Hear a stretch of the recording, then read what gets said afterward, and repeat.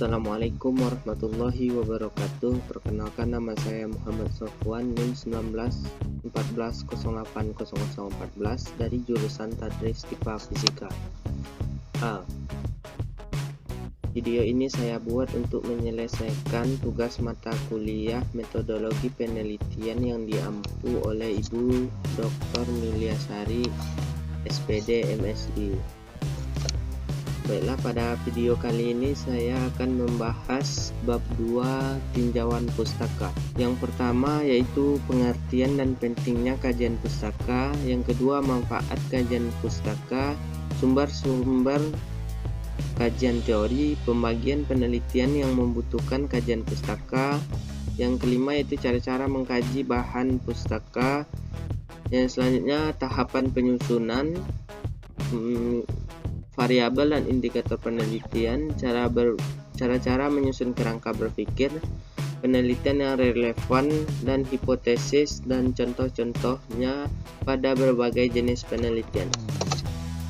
Baiklah, pada materi pertama ini yaitu pengertian dan pentingnya kajian pustaka. Yang pertama yaitu pengertian.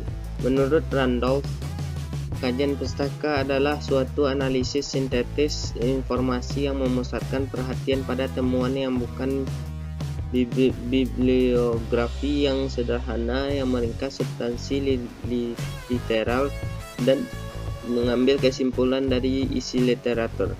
Menurut Frankel, kajian pustaka yaitu suatu kajian khazanah pustaka yang mendukung pada masalah khusus dalam penelitian yang sedang dikerjakan.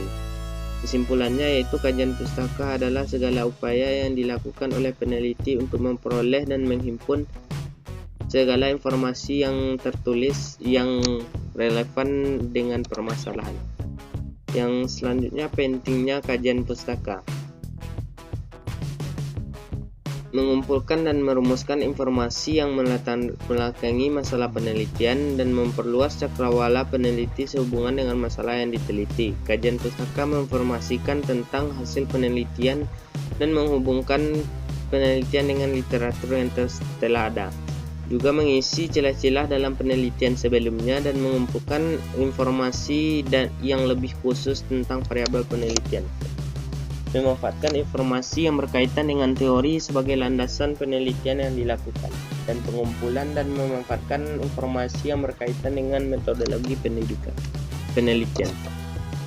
Yang selanjutnya, peran kajian pustaka dalam penelitian terdiri dari peran kajian pustaka dalam penelitian yaitu membatasi masalah penelitian, menemukan arah penemuan baru dan menghindari pendekatan yang kurang berhasil, dan memperoleh pemahaman metodologis dan mengidentifikasi rekomendasi untuk penelitian lanjutan dan mencari dukungan dari teori utama. Dan tujuan kajian pustaka sendiri yaitu mencari informasi yang relevan dan dapat memperdalam ilmu pengetahuan dan penelitian, dan mengkaji teori yang relevan dan mengkaji hasil penelitian yang terdahulu untuk menghindari duplikasi. Yang selanjutnya yaitu manfaat kajian pustaka. Kajian pustaka memuat berbagai sumber yang diacu yang sudah disajikan secara komprehensif serta membahas kesimpulan untuk selanjutnya dengan uraian peneliti sendiri yang dipetik kesimpulannya berdasarkan hasil-hasil penelitian orang lain. Dalam kajian pustaka, peneliti dapat melangkah setapak ke depan, memformulasikan dengan jelas dan disertai pembahasan yang mendalam tentang argumentasi yang kuat untuk meyakinkan pembaca bahwa pemulihan teori yang dituangkan dalam hipotesis mempunyai landasan yang sangat kuat dan menunjukkan bahwa masalah yang diteliti memang kaya makna, dan peneliti memperoleh kesimpulan teoritis berdasarkan pengujian hipotesis. Dan yang selanjutnya yaitu sumber-sumber kajian teori. Sugiono menyebutkan ada 3 sumber-sumber kajian pustaka berdasarkan isinya. Yang pertama yaitu sumber primer, sumber yaitu deskripsi langsung dari suatu kejadian oleh seseorang yang benar-benar mengamati atau menyaksikan peristiwa tersebut.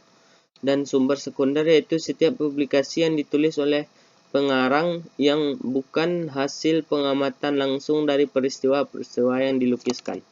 Sumber tersier yaitu bisa digunakan sebagai informasi awal yang penelusuran yang dilakukan dengan penelusuran yang lebih lanjut, dan untuk memahami tentang sumber kajian pustaka secara detail ada penjelasan menurut Nazir yang dijelaskan beberapa jenis sumber bacaan yang dapat digunakan untuk memperoleh teori-teori yang relevan, antaranya buku, jurnal, periodikal, majalah 11 terbitan berkala, yearbook, bulletin, circular, leaflet,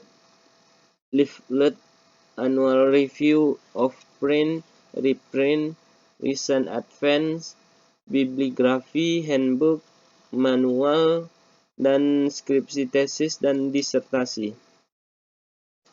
Yang materi selanjutnya yaitu bagian penelitian yang membutuhkan kajian pustaka. Yang dimuat pada kajian pustaka yaitu pembatasan pada masalah penelitian, penempatan teori pada sudut pandang historis, dan untuk menghindari peniruan dalam pencairan literatur dan penemuan metode yang digunakan dalam penelitian, dan keterhubungan penemuan dengan pengetahuan dan perumusan hipotesis pada penelitian. Dan fokus penelitian yaitu teori yang diperjelas oleh ruang lingkup dan teknik yang dikembangkan, instrumen yang cocok digunakan. Bagian-bagian yang memerlukan kajian pustaka antara lain itu mengacu teori yang akan digunakan dalam penelitian dan sumber teori yang diacu dan disajikan secara komprehensif dan gambaran umum kesimpulan hasil penelitian, dan menjelaskan keterangan singkat tentang buku, tesis, atau jurnal yang diacu. Alur pada titik fokus masalah yang akan diteliti. Aspek majemuk penulisan kajian pustaka. Yang pertama yaitu bobot dan teori yang dikembangkan dan ruang lingkup teori dan cakupan kurun waktu dan isu teori yang dikembangkan. Yang selanjutnya yaitu cara-cara mengkaji bagian pustaka. Cara mengkaji bahan pustaka. Menurut Touchman yaitu identifikasi deskriptif yang relevan dan kata kunci, dan identifikasi judul yang relevan seperti artikel Eric dan Saiji, dan memilah sumber yang paling relevan seperti tesis dan skripsi, dan menentukan dan mendapatkan kopi dokumen, dan menulis kajian literatur dan menyiapkan daftar referensi. Menurut Donald Ari itu mengidentifikasi kata kunci topik penelitian dan membaca abstrak laporan penelitian yang relevan, dan membuat catatan hasil bacaan, membuat ringkasan literatur, dan membuat kajian pustaka, dan mengemukakan pandangan umum tentang topik penelitian. Yang selanjutnya yaitu tahapan penyusunan kajian teori dan kajian pustaka. Mulailah dengan mengidentifikasi kata kunci dan topik penelitian untuk mencari materi dan referensi dan bahan pustaka yang terkait, dan membaca abstrak laporan dan hasil penelitian yang relevan dan bisa mendapatkan dari sumber perpustakaan, jurnal, buku, dan proceeding, dan membuat catatan hasil bacaan dengan cara membuat peta literatur dan urutan yang berkaitan dengan topik penelitian dan referensi bibliografi secara lengkap, dan membuat ringkasan literatur secara lengkap, dan membuat kajian pustaka dengan menyusunnya secara tematis, dan pada akhir kajian pustaka kemukakan pandangan umum tentang topik penelitian yang dilakukan berdasarkan literatur yang ada. Yang selanjutnya variabel indikator penelitian. Variabel penelitian adalah suatu atribut atau sifat nilai dari hasil orang, objek, organisasi, dan kegiatan yang mempunyai variasi tertentu yang ditetapkan oleh peneliti untuk dipelajari dan kemudian ditarik kesimpulannya. Dan indikator dalam penelitian didefinisikan sebagai sebuah variabel yang mengidentifikasi adanya kondisi tertentu yang kemudian digunakan untuk mengukur setiap perubahan yang terjadi dalam proses penelitian atau studi yang dilakukan. Selanjutnya yaitu jenis-jenis variabel.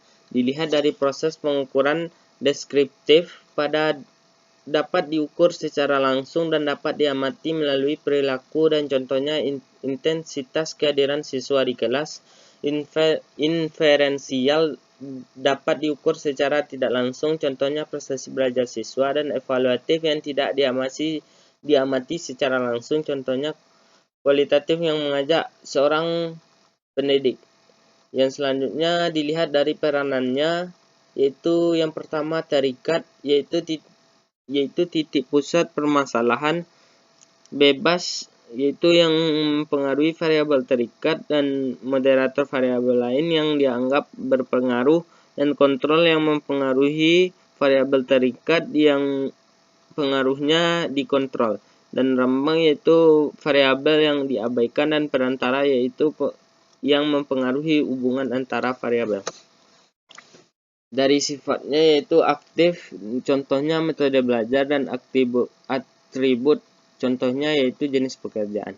Dari data yang diperoleh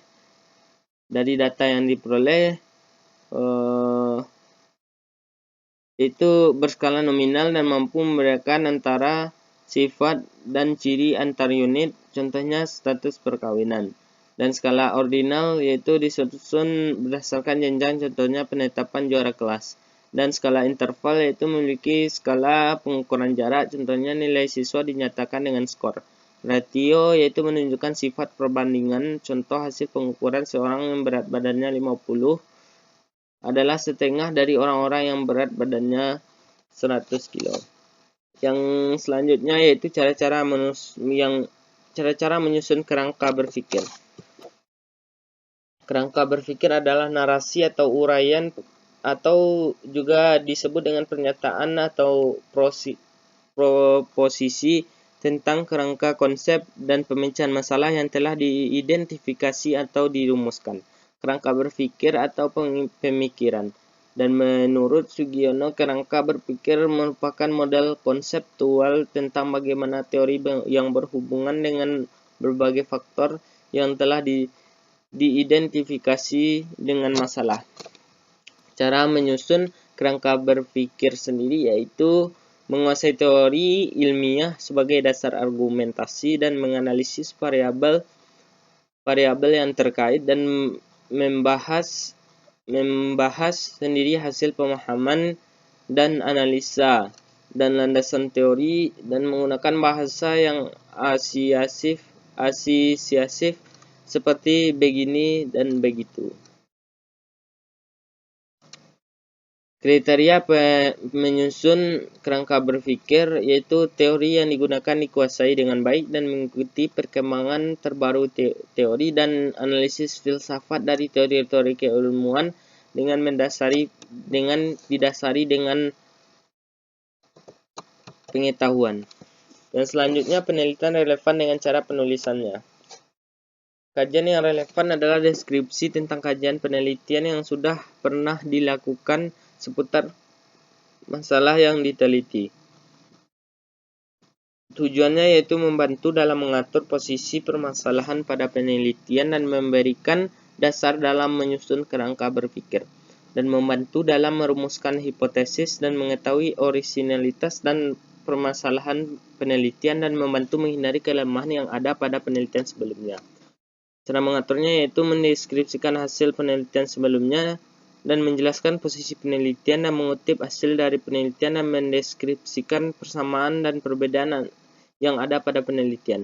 Langkah-langkahnya yaitu mengidentifikasi kata kunci dan mencari daftar pustaka tentang topik permasalahan, dan menyeleksi literatur dan mengolah literatur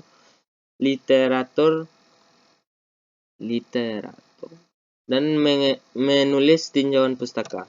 Yang selanjutnya hipotesis dan contohnya di berbagai jenis penelitian.